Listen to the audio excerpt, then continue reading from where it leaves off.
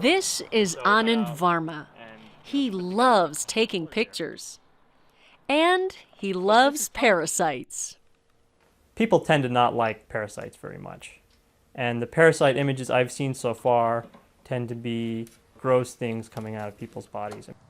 They were very successful at grossing you out, but they really failed at getting you to appreciate how incredible these creatures are. I'm going to try to convince you that parasites are cool.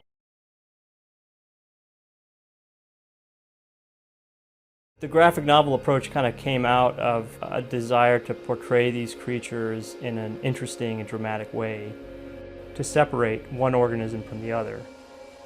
And what was appealing about that is a way to show these parasites in a familiar scene that had something very surprising going on. But how did he get the pictures? How did he get parasites to pose for photos?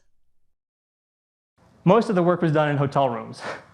My housemates at this point are used to this kind of nonsense, and one of them is a documentary filmmaker, and so he filmed me photographing these crickets. So this is a special mixture of salts that actually mimics the inside of the cricket's body. And what that means is that the worms will come out, but they'll actually still think that they're inside the cricket's body. Photographing the cricket and the horsehair worm was actually the most difficult setup I had for this whole story. You know, this is biology. Like, you don't really get to tell the cricket and the worm when to perform. So I used this trick that I learned from the researcher, and that way I could control the position of the worm and use my lighting technique to tell the story of the parasite and the host.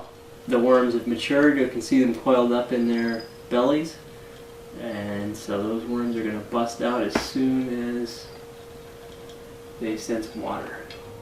I imagined, okay, you put a lot of work, you put a lot of time, and then you become a good photographer, and then it's easy. And it took a while for it to occur to me that that process does never end. You get a great picture, and then you move on. You got a new set of challenges, and then you got a new problem. And that's a great thing.